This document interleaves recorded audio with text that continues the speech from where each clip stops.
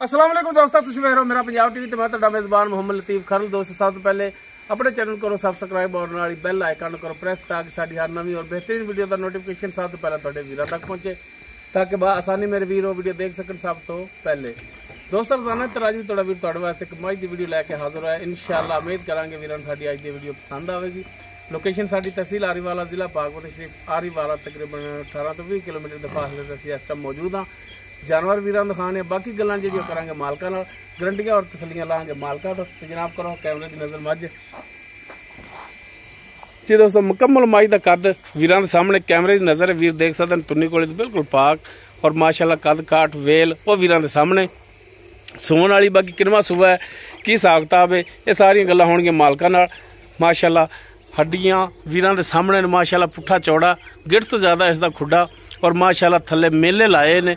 थब्बियां दे विच इसदा जिहड़ा लिबास है और माशाअल्लाह थन बड़ा सोहना कल्ला कल्ला थन लग्या है।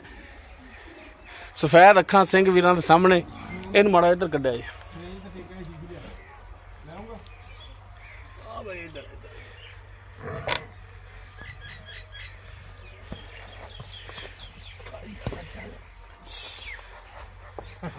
बाकी टुन फिर वीर देख सकते हैं माशाअल्लाह हर टाइम बिल्कुल 16 ने वीर तसलियां करन लैने देने मुकद्दर ने। माशाअल्लाह जानवर बड़ा नस्ल जात वाला और माशाअल्लाह पंडा लाइया हुई ने थले भरा तसलियां कर लैन। बाकी डिटेल इसकी जी वो लाँगे मालकां तो कि आया किनवा सुबह सोना है, किन्ने दिन लैगी, की इहदा हिसाब किताब है, ये सारी गल्लां होणगियां मालकां नाल।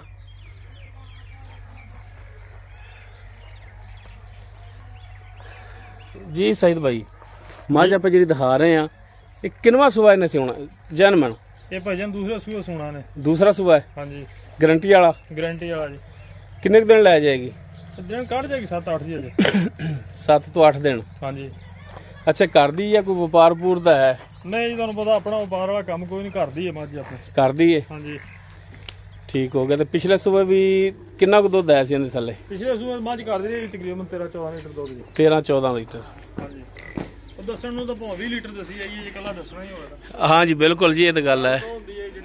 हाँ जैनमन गल जिहड़ी होवे। अच्छा हुण भरा दी जान दसो कि थणा दी पिछे दी गारंटी? ਇਹਦੀ अपनी हर तरह की गारंटी जी। मझ कोई लै जावे, अगर कोई मैच वाधा घाटा होवे तो मियां काबले वापसी होवेगी। माशाअल्लाह सोहनी गल है।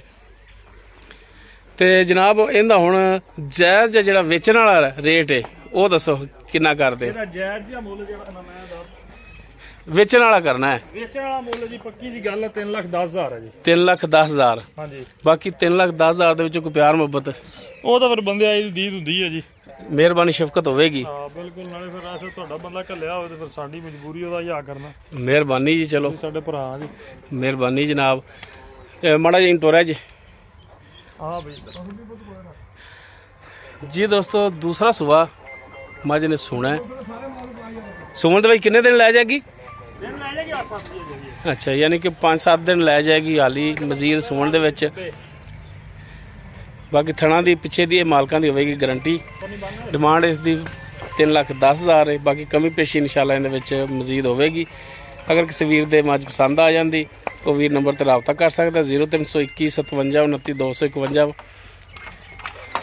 ये राबता नंबर है। वीडियो अगर वीर पसंद आए लाइक शेयर और कमेंट जरूर करा जी।